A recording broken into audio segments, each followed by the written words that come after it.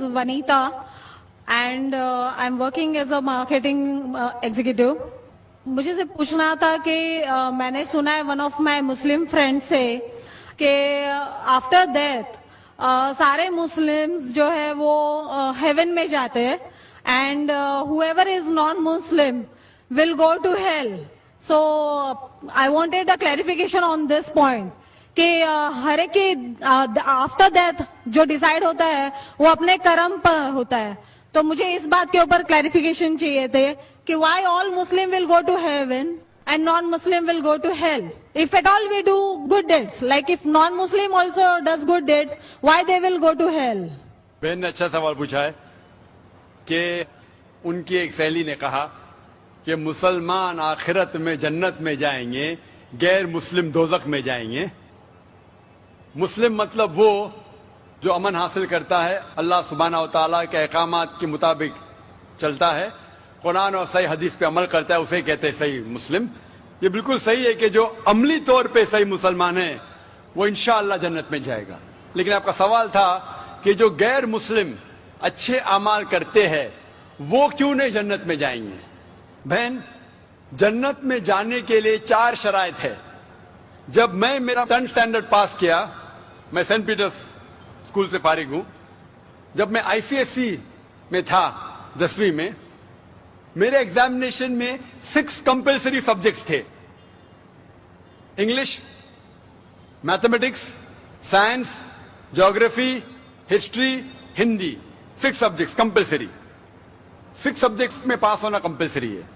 इसी तरीके से इंसान को जन्नत में जाने के लिए 4 शराइत है।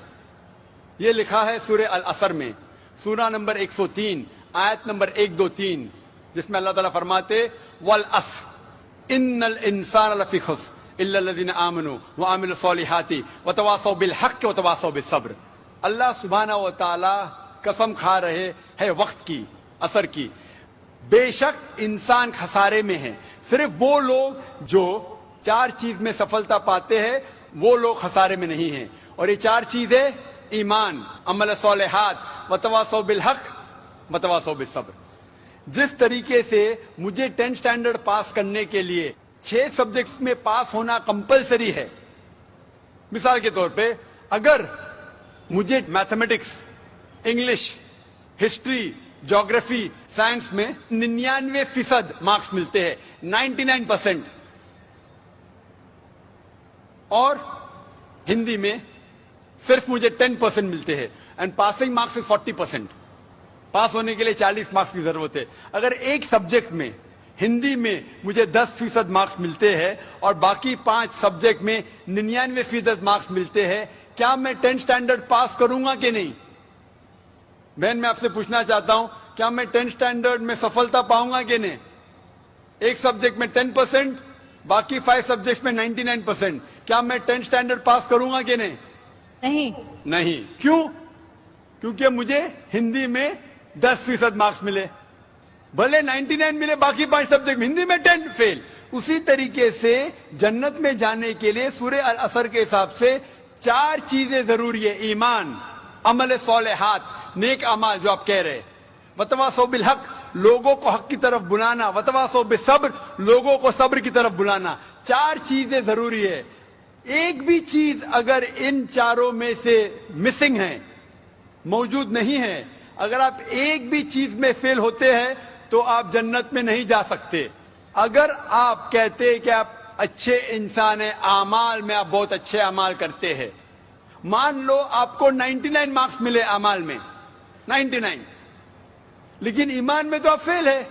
आप ये नहीं मानते कि अल्लाह एक और मोहम्मद सल्लल्लाहु अलैहि वसल्लम आखिरी पैगंबर है, जो सारी मजहबी किताब में लिखा है, तो आप ईमान में फेल है। आप कितने भी नेक काम करो, 99% मिले, 100% मिले, बाकी 3 हिस्से में ईमान में लेकिन फेल हुए, तो आप जन्नत में नहीं जाएंगे।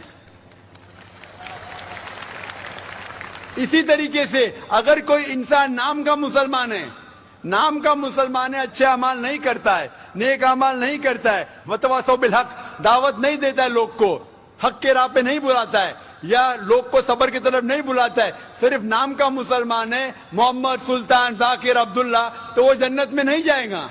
उसे जन्नत में जाने के लिए ईमान, अमल सालिहात वतवासौ बिल हक वतवासौ बिस सब्र, चारों चीज की जरूरत है। इसीलिए आप अमाल कितने भी अच्छे, अगर ईमान नहीं है कि अल्लाह एक है और अल्लाह के अलावा किसी की इबादत नहीं करना चाहिए, और ईमान नहीं है कि मोहम्मद सल्लल्लाहु अलैहि वसल्लम आखिरी पैगंबर है, तो आप जन्नत में कभी भी नहीं जाएंगे। बहन, क्या आप मेरे जवाब से सहमत है? Yes. Thank you for clarifying the point. Most welcome. Mike number 2 में अगर कोई गैर मुस्लिम भाई लाइन में हो माइक नंबर 2 में, तो सवाल कर सकते हैं। नमस्ते सर, मेरा नाम विक्की सोनवणे है। I am a student of computer engineering. मेरा सवाल ये था कि इतने सालों से जो हमारे रिलीजियस बुक्स आए हमारे पास और हम लोग स्टडी नहीं कर पा रहे, जो आज आपने प्रोग्राम लिया, जो वेद गीता में से बताए हमें, आज मैंने अभी पढ़ना शुरू किया है, मगर इतने सालों से कोई पढ़ रहा क्यों नहीं है? आप इसके ऊपर क्या कहना चाहेंगे? भाई ने अच्छा सवाल किया है कि हम गैर मुस्लिम अपनी मजहबी किताब पढ़ते ही नहीं। मेरी तकरीर सुनने के बाद भाई साहब ने शुरू किया पढ़ना। तो क्यों नहीं पढ़ते?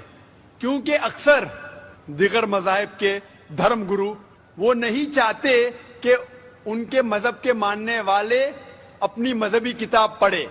क्यों? क्योंकि अगर आप मजहबी किताब पढ़ेंगे तो ये दिगर मजाहिब के धर्म गुरु की दुकान कैसे चलेंगी? आप समझे? तो इसीलिए जो कुरान में लिखा है, सबसे बेहतरीन जिस तरीके से गैर मुसलमान से कोई मुस्लिम बात कर सकता है, वो सूरह इमरान सूरह नंबर 3 आयत नंबर 64, तालो इला कलमतिन सवाइम बैना बैनकुम, आओ हम उस बात की तरफ जो आप और हम में यकसा है। इसीलिए मैं जब तकरीर करता हूं यकसानियत के बारे में करता हूं। मैं इख्तिलाफी तकरीर भी कर सकता हूं, लेकिन उससे कोई फायदा नहीं। मैं चाहता हूं कि आप हक की तरफ आए, और इंशाअल्लाह मेरी अगली तकरीर जो अगले शनिचर है वो है कि खुदा का तसव्वुर मुख्तलिफ मज़ाहिब में, concept of God in the major world religions. लोग धर्म गुरु ये नहीं चाहते कि उनके धर्म के मानने वाले अपने धर्म की किताब पढ़े। इसीलिए मैं कहता हूं कि हिंदू लोग, जो हिंदू है, मैंने लास्ट टाइम कहा था आजाद मैदान में जब लेक्चर हुआ था 2001 में, तकरीबन 7 साल पहले, मैंने कहा था गवर्नमेंट से कि गवर्नमेंट संस्कृत पे तवज्जो देना चाहिए। हिंदुओं को कहना चाहिए संस्कृत पढ़ो, अपनी मजहबी किताब पढ़ो, तो आप खुदा के और करीब आएंगे, खुदा के करीब और आएंगे, आप और हम में और भाईचारा बढ़ेगा। Hope this answer the question brother. Thank you sir.